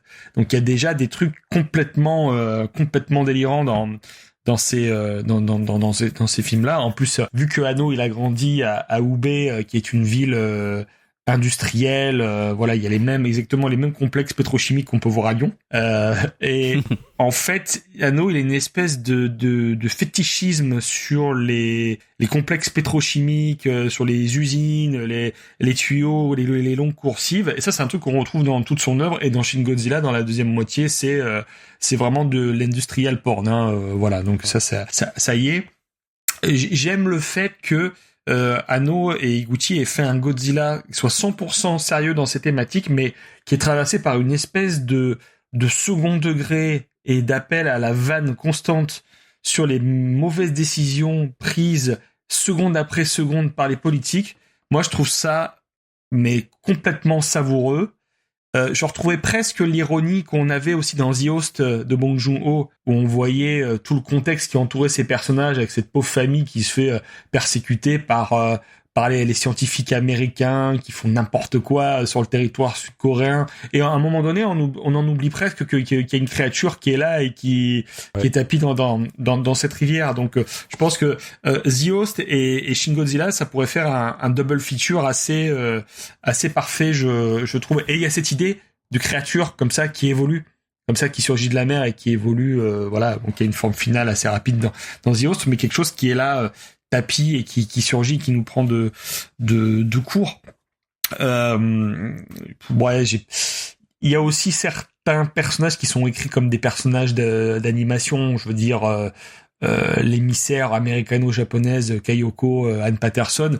Clairement, elle est écrite comme Asuka dans Evangelion. C'est totalement quoi. Elle. C'est totalement elle. C'est totalement elle, et Anno arrive presque à nous faire accepter ce concept d'une émissaire américano-japonaise qui parle anglais avec un accent incompréhensible par des Américains et qui pourtant veut devenir présidente des États-Unis. Et le personnage a tellement fonctionné malgré tout qu'aujourd'hui, alors là, alors on enregistre, Joe Biden vient annoncer qu'il ne se représentera pas aux prochaines éditions. Et tout le monde dit, ben en fait, c'est elle qui devrait Et il a dit, mais les gars, c'est l'ère de Kayoko maintenant, en fait. Donc du coup, c'est un personnage qui a quand même marqué. Mais c'est vrai que il y a des personnages comme ça. On est toujours chez Anno, on a le nerd absolu dans son coin et qui trouve toutes les solutions. Et en même temps, on a des personnages un petit peu hauts en couleur, comme ça, comme Asuka, donc Kayoko dans ce film-là. Moi, ça m'a fait aussi beaucoup plaisir de voir le réalisateur Shinya Tsukamoto, réalisateur de Tetsuo, qui joue dans ce film aussi. Ouais. Qui joue le scientifique avec la serviette rose autour du cou, c'est lui qui trouve la solution, en fait. Qui aide à trouver la solution, parce qu'il y a aussi une enquête dans le film. Il y a tout le code, il faut déchiffrer la carte du code génétique de Godzilla. Donc ça, c'est aussi un autre aspect du film. Il y a une espèce d'enquête scientifique qui met toute la communauté scientifique en challenge. Mais il y a d'autres trucs aussi qu'il faut comprendre dans le film. C'est pourquoi est-ce que les militaires ne peuvent pas tirer sur Godzilla dans un premier temps, dans cette scène où ils lui font face et d'un coup ils repartent. C'est qu'en fait, les forces d'autodéfense japonaises, qui ont été instituées après la Seconde Guerre mondiale, ne peuvent pas attaquer de leur plein gré. C'est une armée de défense. Donc il faut que Godzilla les attaque d'abord pour que eux-mêmes puissent contre-attaquer. Et encore mieux, il faudrait que Godzilla soit envoyé par une puissance étrangère ennemie pour que eux puissent riposter, en fait. Donc il y a non seulement toute l'absurdité du moment présent qui est incroyable, la gestion de crise qui est complètement claquée au sol, mais il y a aussi tout le background de la constitution japonaise qui des fois empêche de faire des choses. Et donc ça c'est intéressant. Mais moi à titre personnel, je vais juste raconter une petite histoire personnelle. Je pense à l'heure d'aujourd'hui que c'est ce Godzilla mon préféré. Tu penses ? Je pense, ouais. Pourquoi ? Parce que, alors, j'adore Minus One, mais quand j'ai vu ce film-là, je me suis dit, c'est le film terminal sur le sujet. Tout ce qui arrivera après, c'est du bonus. Parce que Godzilla, ça marche surtout quand ça parle du moment présent, en fait, du contemporain total. Et je me souviens, quand j'étais étudiant, il y avait eu vers 2006-2007, il y avait eu une autre fuite dans une centrale nucléaire au Japon. Ils n'en avaient pas beaucoup parlé, mais j'avais vu ça aux infos. Et on était dans une période de flottement où Godzilla était un petit peu abandonné. C'était après Final Wars et tout ça. Et je me suis dit, j'étais étudiant, donc je laissais un peu mon imagination vagabonder. Je me dis, mais quel récit de Godzilla t'aimerais voir et qui serait vraiment contemporain, vraiment contemporain. Et je me suis dit, je verrais bien un film qui se place du point de vue d'un jeune mec qui travaille dans le gouvernement japonais. Donc on suit ce mec-là pendant la première partie de l'histoire, et pendant la deuxième, on suit le point de vue de la femme de ce mec-là, mais qui est médecin et qui va dans les ruines pour sauver les gens qui ont été victimes de Godzilla. Et je me suis dit, ce serait génial de voir Godzilla dans une forme intermédiaire et d'un coup, en plein milieu du film, il se met à muter pour avoir sa forme finale. Et tu l'avais pas noté à l'époque avec la date? C'est 2006. Parce que là, ouais, mais si tu l'as pas noté à l'époque, là, t'aurais pu gagner des millions de dollars. Non, mais je me suis C'est ton dit, idée, quoi, le film. non, mais je me suis dit, jamais de la vie, Toho ferait un film comme ça. C'est beaucoup trop extrême comme point de vue de personnage. Et l'idée de voir Godzilla muter à l'écran, c'était inenvisageable à cette époque-là. Et 10 ans plus tard, je vois Shin Godzilla, et là, je suis juste... Enfin, c'était indescriptible de voir des trucs que j'avais fantasmés quand j'étais étudiant s'incarner dans ce film-là, en fait. Et je me suis dit, putain, ils l'ont fait, quoi. Ils ont fait ce truc-là, sauf qu'ils ont gardé ce concept de début jusqu'à la fin de suivre les autorités gouvernementales. Moi, je pensais que ça aurait été pas mal de faire un switch à la deuxième partie plutôt que de suivre un personnage de médecin qui va vers les gens, vers les victimes pour un petit peu aller vraiment au cœur de la destruction. Mais quand j'ai vu ce Godzilla muter et grandir d'un coup et changer de forme au bout d'une demi-heure de film, je peux vous dire que j'ai eu un vrai choc émotionnel. Je me suis dit, waouh, ils l'ont fait. Ils ont vraiment fait ça. Ce qui prouve que la Toho s'est vraiment, vraiment remise en question quand ils ont fait ce film. Ouais, on se rend pas compte, vu qu'on n'est peut-être pas, on n'est pas aussi fan ou aussi spécialiste, à quel point c'était décalé par rapport à ce qui se faisait, en fait. Bien sûr. Et je ne m'attendais absolument pas à ce qu'ils embrassent. Là, je souscris totalement à ce que dit Dario au début. Moi, quand j'ai vu le film, alors j'avais plus vraiment Evangelion en tête et j'avais pas forcément les films d'Anno en tête, mais je me suis dit, tiens, c'est bizarre. Je me suis dit, tiens, ils ont quand même fait Dr. Folamour avec Godzilla, quand même. Moi, c'est littéralement ce que je me suis dit en voyant le film. Mais moi, c'est ce que j'ai pensé à l'époque quand je l'ai vu la première fois. Je me suis dit, ils ont quand même fait de la politique fiction très rentre-dedans, très énervé et en même temps très drôle, et en mettant le kaiju en milieu de l'histoire, en fait. Et vous savez que c'est pas la première fois qu'ils avaient fait ça, puisqu'il y avait un film réalisé par Minoru Kawasaki, réalisé quelques années plus tôt, qui s'appelle...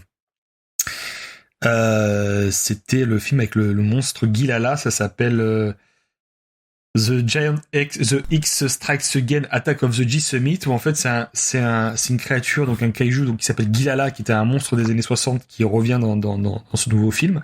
Et en fait, c'est le G8, je crois à l'époque, ouais, c'est le G8 qui doit arrêter la créature, et dans le G8, il y a un sosie de Nicolas Sarkozy qui s'appelle Escargot Sarkozy. Et du coup, on nous montre cette espèce de Nicolas Sarkozy complètement lubrique qui drague la secrétaire japonaise et tout ça. Et ce film est assez incroyable parce que c'est Minoru Kawasaki qui l'a fait, donc qui est le réalisateur de Calamari Wrestler. Et c'est en roue libre total. D'ailleurs, il y a une autre créature dans ce film qui est Takemajin, qui est une espèce de créature divine dans le style d'Aimajin, mais doublée par Takeshi Kitano. Oh, putain. Le bingo, quoi. Donc tu pars sur un top 1 dans ta filmographie Godzilla. Ouais, franchement, parce que le film de Honda de 54, c'est un des films les plus importants de ma vie et que je chérirai à jamais, voilà. Mais c'est vrai que Shin Godzilla, c'est vraiment, je pense, le film que je voulais voir, en fait, que je me suis dit, faire le truc ici maintenant, le contemporain absolu, et c'est ce film-là. Même si Godzilla Minus One est un très très très grand film et extrêmement complémentaire à Shin Godzilla, et qui ramène justement Godzilla à son sens et à sa période historique d'origine, mais qui provoque d'autres sensations. Je l'ai vu en 4DX, celui-là, ouais, les sensations, t'inquiète pas, on les sent bien. On les sent très très bien. Mais c'est une folie, en effet, qui est plus disponible que Shin Godzilla, parce que Shin Godzilla, il a fallu lutter pour l'avoir en France. Ouais. On a eu un Blu-ray très limité à 1000 exemplaires, il me semble, chez Spectrum. Je crois qu'il est déjà épuisé. On prie pour qu'il ressorte. Très bien. Ce serait cool, les gars, ce serait cool. Il est dispo, néanmoins, légalement, sur Filmo. Tout à fait. Filmo, qui est une plateforme de SVOD... pas cher, en plus, pour les auditeurs qui galèrent un peu en fin de mois. Allez-y, le film, il est en Full HD dessus, c'est top. On va parler d'un dernier truc, avant qu'on passe à l'avis des auditeurs. Fabien, t'as pu passer 2 jours avec Shinji Higuchi, le réalisateur du film. Comment ça s'est passé ? T'étais à Japan Expo, t'as fait une conférence avec ? Il faut savoir que c'est la 3e fois que je le rencontrais. D'accord. C'est alors non, en fait, il faut que je vous raconte la première fois que je l'ai rencontré parce que ça, c'était vraiment, c'était assez incroyable. C'est la deuxième projection que je voyais du film, donc c'était au festival du film fantastique de San Sebastian, là, Donostia. C'était fin 2016 et en fait, Monsieur Gucci est là et à l'époque, je l'interview pour un magazine. D'ailleurs, vous pouvez voir mon interview en vidéo dans le Blu-ray de Shin Godzilla si vous avez le collector. Et donc je le rencontre, donc je suis ravi et tout de faire l'interview, vraiment je me régale à échanger avec lui. Et le soir, on assiste à la projection de Shin Godzilla. Donc dans ce festival, et il faut savoir que ce festival a un concept assez particulier, c'est que vous avez la salle de projection et à côté vous avez un bar. Ça fait que toutes les personnes qui assistent à la projection peuvent aller se servir en bière ou autre alcool et revenir voir le film. Et donc, il se trouve que Shinji Higuchi a présenté le film devant un parterre de spectateurs complètement bourrés et pété à la bière. Et en fait, j'entendais ces mecs gueuler en espagnol, mais il est où le monstre? Il est où le monstre? Parce qu'ils voulaient pas forcément voir des mecs parler à l'écran, tu vois. Et dès qu'il y avait cette fameuse Kayako Patterson qui apparaissait, les mecs gueulaient Bukake, voilà, comme des gros tarés. Et Higuchi était resté là. Et moi, j'étais vraiment gêné parce que je revoyais le film une deuxième fois et c'est quand même un film que j'avais pas forcément envie de voir dans cette ambiance bordélique. Bon, ça c'est l'anecdote. Je retrouve Monsieur Higuchi en 2019 quand il vient justement pour le programme Japanese 2018. Donc là, je l'assiste sur 2 conférences. Je suis déjà sur 2 conférences, sur une conférence sur le court-métrage dont je vous ai parlé tout à l'heure, Giant God Warriors The Piers in Tokyo, et sur Shin Godzilla qui est présenté à la Cinémathèque française, où là on anime un Q&A avec lui, Jean-François Roger, avec le public de la Cinémathèque. Et donc arrive Japan Expo 2024, où il vient grâce au bon soin de la Toho, et donc arrive la projection de Shin Godzilla du jeudi soir. Et donc, je lui pose la question, comment est-ce que vous avez vécu le succès du film? Qu'est-ce que vous pensez de l'impact du film, etc. Et là, il dit, franchement, parce qu'il dit grosso modo, il dit, ouais, j'ai toujours eu confiance dans le projet, dans le film, etc. Et il me dit, mais il y a un seul moment où j'ai douté que le film allait vraiment fonctionner, c'est quand j'ai fait une projection en Espagne au festival de San Sebastian. Et là, quand il balance ça devant le public et que moi je suis à côté de lui, je le regarde en mode...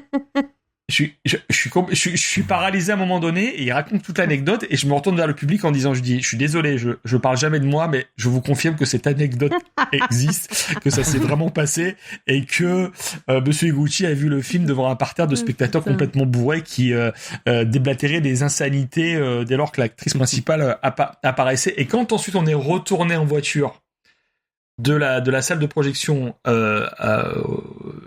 à la salle des invités de Japan Expo, il reparlait encore une fois de cette histoire de San Sebastian, et j'ai encore les rushs quelque part de lui qui présente le film dans la salle avec les mecs complètement bourrés en train de gueuler. Donc, voilà, c'était mais énorme. Et là, dans les échanges qu'on a pu avoir tout dernièrement à Japan Expo sur le film, en fait, ils ont fait une version noir et blanc du film en octobre dernier quand Minus One est sorti. Ils ont fait donc une version qui s'appelle Shin Godzilla orthochromatique, qui grosso modo c'est la version black and chrome de Shin Godzilla en fait. Parce qu'ils disaient ouais, ça pourrait être intéressant de faire ça. En fait, il y a un membre du staff de Godzilla Minus One qui a commencé à passer le film en noir et blanc. Et ce mec-là a dit à Higuchi, ce serait pas mal si vous faisiez une version noir et blanc de Shin Godzilla. Ce que Higuchi a fait, en fait, et il s'est dit, on n'allait pas juste prendre les couleurs, prendre une télécommande et passer le film en noir et blanc. Il a fait, non, on a vraiment dû retravailler entièrement les contrastes, faire ressortir certains éléments qui étaient moins visibles en couleur, faire bien ressortir un peu, entre guillemets, les pores de la peau des acteurs. Et quand je lui dis... ouais, c'est un peu la même démarche que George Miller sur Fury Road avec le Black and Chrome, et il me dit oui, sauf que George Miller prend des visages qui sont vraiment dégueulasses à la base et il arrive à les rendre encore plus dégueulasses qu'ils ne l'étaient à la base en fait. Donc voilà. Après, c'est vrai que il m'a aussi confié. Alors là, on n'est plus sur Shin Godzilla, mais on est sur la série Kamen Rider Black Sun. Il a travaillé dessus, notamment sur le costume de Kamen Rider, où il me disait que sur les séries tokusatsu japonaises, les costumes des héros sont toujours beaucoup plus élaborés que les costumes des méchants, parce que Bandai veut vendre des figurines du héros et pas des figurines des méchants, en fait, parce que c'est ça qui se vend auprès des gamins. Donc généralement, c'est pour ça que vous avez toujours le budget qui passe sur la création du costume du héros, et qu'en fait, il reste ensuite peu d'argent pour les costumes des créatures. Mais après, sur Shin Godzilla, c'est vrai qu'apparemment ils avaient prévu d'autres versions de la créature. Quand vous voyez l'artbook, il y avait carrément un Godzilla presque bicéphale, Godzilla à 2 têtes. Il y avait un Godzilla volant, il y avait de multiples versions, mais que ils ont dû quand même canaliser leurs ardeurs, parce que mine de rien, Toho veut quand même aussi vendre des figurines Godzilla. Et c'est marrant parce que ce Godzilla, il est pas forcément figurine friendly, je trouve, en termes de design. Par exemple, celui de -1, c'est pour moi le design de Godzilla parfait. Celui de -1. Vraiment, je suis estomaqué par ce design, parce qu'il ressemble beaucoup au Godzilla des années 90. Mais celui de -1, c'est pas forcément un design agréable, mais c'est un design qui sert le propos et l'histoire, en fait. Et le message du film, en fait. Et du coup, tu conseillerais plutôt Shin Godzilla en premier, ou un truc plus genre -1, ou un autre truc pour quelqu'un qui connaît pas du tout Godzilla? Je dirais, j'aimerais bien recommencer. Est-ce qu'il commence par le premier, ou est-ce que tu as plutôt autre chose à lui conseiller à regarder? Je pense que Godzilla -1 est une très bonne porte d'entrée, parce que ça permet de comprendre le contexte d'apparition du personnage. Ça nous permet aussi d'avoir des personnages humains qu'on comprend. On comprend vraiment leur contexte.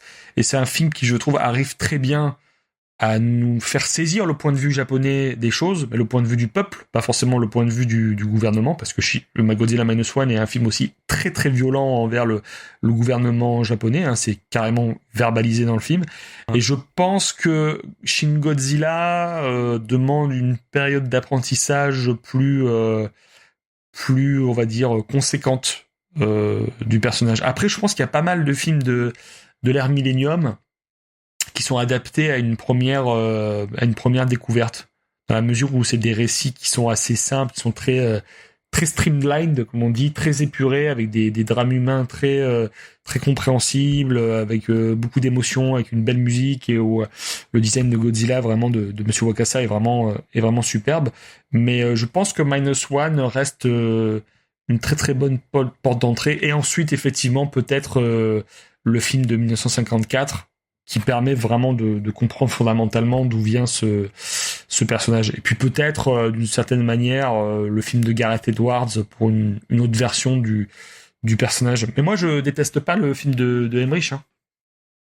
Je déteste pas le film... Non, mais je veux pas... Moi, tu sais, apparemment, je suis hyper fan aussi, donc... Désolé. Non, mais c'est vrai que le Godzilla d'Emmerich, pour lui, bon, c'est vrai que ça correspond à une époque où on se disait... c'est une bonne ou une mauvaise idée, tu vois. On se disait, qu'est-ce qu'on fait si on réinvente un personnage déjà connu d'une page blanche, quoi. C'est-à-dire si on reprend le truc complètement à zéro, quitte à en faire un truc qui a plus rien à voir. Et si Spider-Man, c'était un mec avec un costume jaune et vert qui pouvait grandir et devenir une araignée géante, tu vois, je pense que c'est aussi extrême que ça.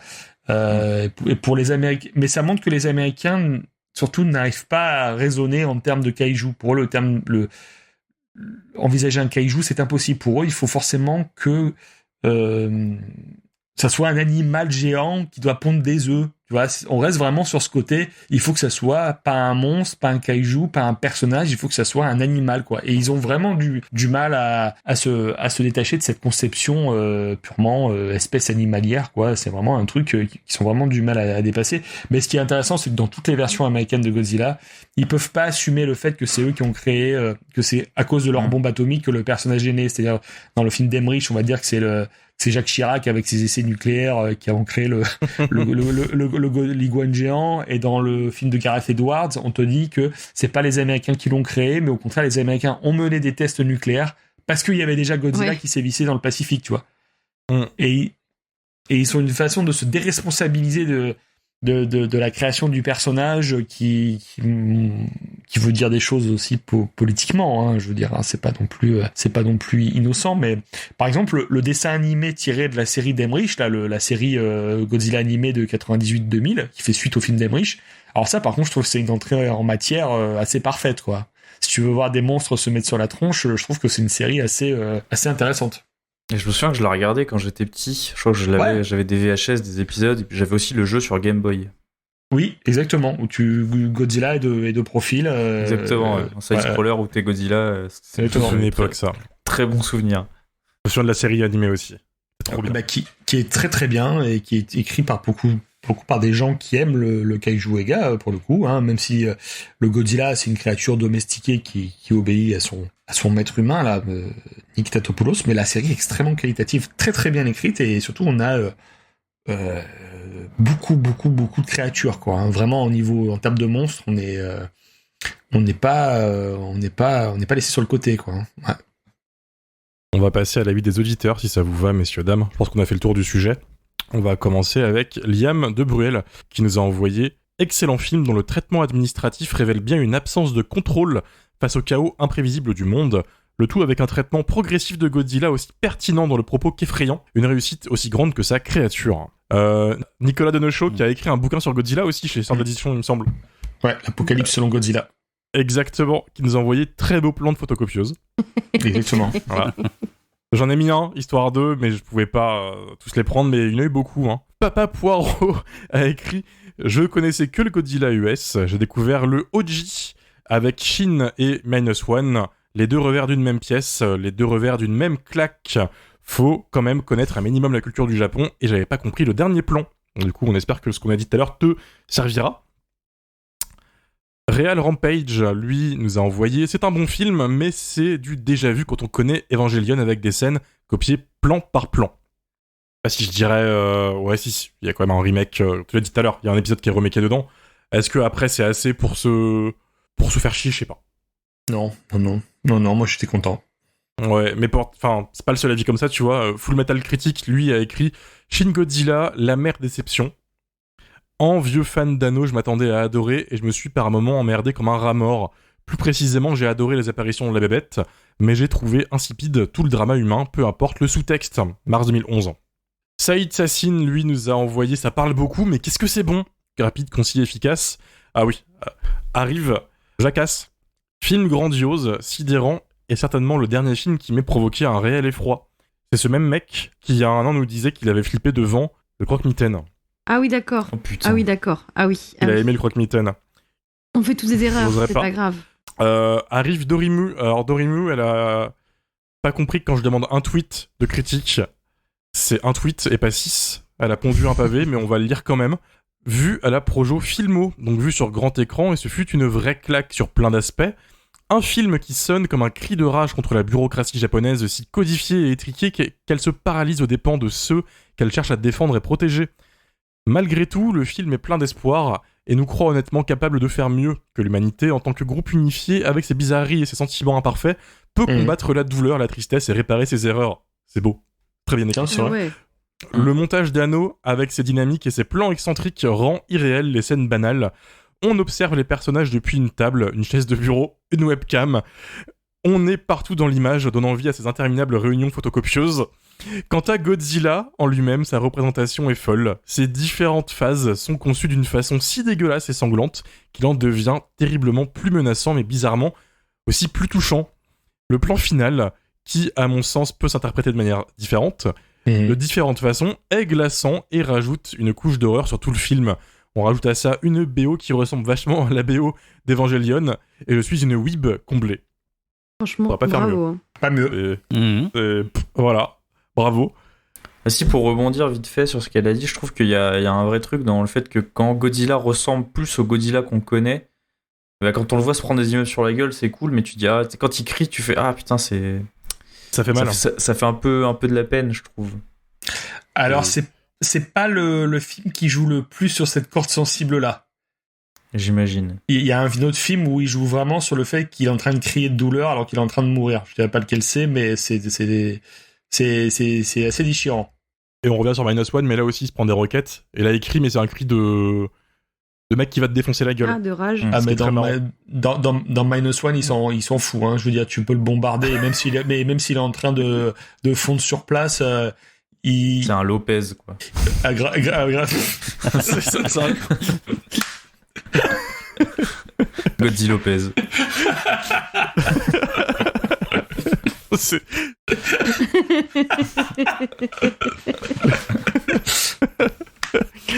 On finira avec un dernier avis. Anouk, un des éléments qui me plaît plus dans ce film Godzilla, tu vas t'en remettre Fabien, t'inquiète pas, c'est l'angle. C'est là que ça se voit que le film est créé par des fans passionnés. Qui d'autre aurait pensé à aborder ce film par la logistique de l'administratif auquel un gouvernement ferait face pendant une attaque de Godzilla? Je trouve d'ailleurs le rythme vraiment bien dosé et équilibré. Le ratio discussion à l'apparition de Godzilla est nickel, ça nous permet de voir l'impact et les conséquences des attaques de Godzilla qui sont accablantes. Le film est vraiment déprimant à plusieurs reprises. Je suis aussi très fan de l'apparence de Godzilla, en particulier de son visage vraiment peu commode. Cette idée de ses différentes formes et évolutions est glaçante d'ailleurs, en particulier ce plan final, que j'ai pas vraiment compris mais qui me hante encore. Bref, un super film, je comprends pourquoi certains peuvent ne pas l'apprécier par rapport à son angle et son rythme, mais moi je trouve le tout très bien dosé et fascinant. Puis pour finir, ce poster rouge est absolument divin, jamais égalé. Oui, on l'a pas cité mais... Le teaser poster où t'as juste un tout petit bout de Godzilla en haut et marqué « Priez pour nous » au milieu, il est fou. Clair. C'est tout pour l'avis des auditeurs. J'avais que des avis sur les photocopieuses sinon. On va finir, Fabien. Déjà, on te remercie parce que tu nous as tous éduqués ce soir, pour le coup. On est tous calmes, merci tu vois. beaucoup. Habituellement, on est tous bavards, mais là, on est venu pour apprendre. Pour apprendre. Voilà, on a eu un cours. On va finir Merci. avec ton actualité, Fabien. Qu'est-ce que tu fais de beau ce temps-ci? On peut te retrouver où?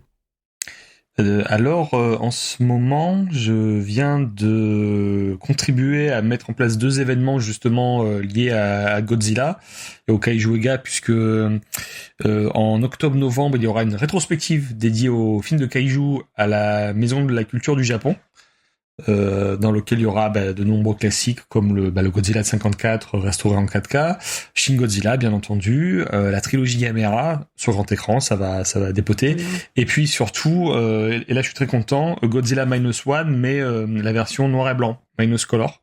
Ah, c'est cool. Donc ça va être vraiment un grand moment, je suis vraiment très très content. Et parallèlement à cet événement, il y aura le Godzilla Day à la Cinémathèque française le 3 novembre 2024 que j'aurai le plaisir de présenter également, où là on aura plutôt des films des années 60-70, donc King Kong contre Godzilla, La planète des monstres, Godzilla contre Mechanic Monster, et le dernier film de la journée sera Godzilla Final Wars de Ryuhei Kitamura. Excellent. On verra en salle Langlois. Donc on aura tout pour tout de 17 films de kaiju à voir entre octobre et novembre, et je suis vraiment très très content d'avoir contribué à avoir amené ce genre dans nos institutions, parce que il a sa place, et puis c'est bien que les gens qui voient du cinéma japonais voir un petit peu autre chose et sortir un petit peu des classiques ou toujours des réalisateurs entre guillemets autorisants, quoi. Donc je suis vraiment très très content. Très content. Voilà. Et puis il y aura des choses toujours, il y aura des choses chez Otomo, chez Okirama, mais aussi chez Mad Movies et chez Metal Hurlant aussi, des choses très très intéressantes, et enfin je pense, j'espère. On verra. J'espère. Voilà, on verra. Ça pourrait être pas mal des interviews de personnes qui ont travaillé sur des Godzilla aussi. Et puis qu'est-ce qui se passe d'autre en actualité? Il se peut que Japan Expo, toujours. Japan Expo, écoute, on continue le relationnel avec la Toho qui s'est installée durant cet événement. Vraiment, ça s'est très très bien passé. Il se peut que vous me retrouviez sur le Blu-ray du film Electric Dreams. Ah, et oui. voilà. Et en fait, il y a un film de Kaiju qui sort en Blu-ray. Effectivement, il y a le film Gappa de 1967, le film de l'Anikatsu, qui sort en beau coffret chez nos amis de Extra Lucid Film. Et puis j'ai effectivement eu le plaisir de signer le Blu-ray, le livret de la trilogie Gamera qui sort en Blu-ray chez Roboto Film, qu'on salue. Donc voilà, pas mal de choses cette année. C'est costaud. Donc Ouais. on est qu'au milieu de l'année. Et là, tu viens de sortir déjà de pas mal de grandes choses. Faut savoir que à Japan Expo, j'ai croisé Fabien tous les jours en train de courir. J'ai même une vidéo de lui qui me dit « Je veux une interview !» Et en fait, le mec, il se met à taper un sprint. Il anime plein de conférences et tout dessus. C'était un vrai bonheur de retrouver monsieur Yuji Kaida aussi, qui était le dessinateur, le portraitiste des kaiju, qui est vraiment un monsieur incroyable, et surtout son épouse aussi, qui a été figurante sur Godzilla -1 et qui m'a balancé plein d'anecdotes sur le film aussi. Alors oui, Yuji Kaida, en effet, grand illustrateur de la bestiole qui était présent, qui était adorable. J'ai pas pu voir Shinji Higuchi parce que les joies du tirage au sort à Japan Expo, tu connais, c'est un enfer. Mais Yuji Kaida, j'ai pu l'approcher, on a pu papoter 2 minutes, en effet très sympa. Et il a fait un live drawing où il a peint un Godzilla en live et tu animais cette conférence et donc on te voyait flamboyant au loin en train de courir partout avec le micro pendant qu'il répondait aux questions. Et c'est assez hallucinant de le voir peindre la bête comme ça, de manière aussi efficace. Le rêve, je croise les doigts, les gens le voient pas, le rêve, ce serait essayer de faire revenir Shinji Higuchi en 2026. Le rêve, hein. Pour les 60 ans d'Ultraman, et essayer de réorganiser une projection de Shin Ultraman où on pourra parler des disques durs. Ça, ce serait une conférence sur le disque dur de Shin Ultraman. Ouais. Pauvre disque dur. Moi, j'aimerais beaucoup que Shinichi Wakasa revienne, parce qu'on n'a pas eu le temps de finir notre discussion sur Evil Dead Trap. Ah bah oui, c'est clair. Et ouais, c'est un film qu'on aime beaucoup ici. C'est un mec adorable et j'aimerais bien qu'il rencontre le reste de l'équipe aussi, puisque c'est moi qui fais les interviews en physique à droite à gauche. Et les Lyonnais et Dario à Nantes n'ont pas pu le rencontrer alors qu'il est adorable. Je peux en parler maintenant. Bon, j'ai interviewé Ryuhei Kitamura récemment pour un magazine qui va sortir plus tard dans l'année, et il me racontait sa collaboration avec Monsieur Wakasa sur Final Wars. Il me décrit quelqu'un d'absolument génial, d'adorable, et qui était content d'être mis au défi justement sur ce film Godzilla Final Wars, qui représentait des défis complètement différents, parce qu'il fallait vraiment que les mecs dans les costumes se fight à mort en fait pendant les prises de vue. On espère qu'on le recroisera en tout cas. Je le rappelle que Shinichi Wakasa, on l'a interviewé dans notre épisode sur Evil Dead Trap, qui commence un peu à dater. Merci beaucoup Fabien, encore une fois, de ta présence aujourd'hui. Merci à vous. Un plaisir. Merci de m'avoir reçu. Merci. C'est toujours un kiff. Hein. Tu reviendras bien sûr pour l'épisode du PIF 2025 où tu seras encore accrédité de Jumpscare. Merci bien sûr au reste de l'équipe d'être présent ce soir. On vous dit à vendredi prochain avec un épisode sur Longlegs. Déjà envie de crever. Arrête Dario. T'as encore une semaine pour te canaliser, t'inquiète pas. Pour écrire toutes mes punchlines. C'est ça. Longlegs semaine prochaine, et la semaine d'après c'est Ringu d'Hideo Nakata. D'ici là, portez-vous bien, n'hésitez pas à nous rejoindre sur les réseaux sociaux, Jumpscarecast sur Twitter et Instagram, 5 étoiles Spotify, Apple Podcast, vous connaissez la musique, et on vous dit à vendredi prochain. Salut. Au revoir. Salut.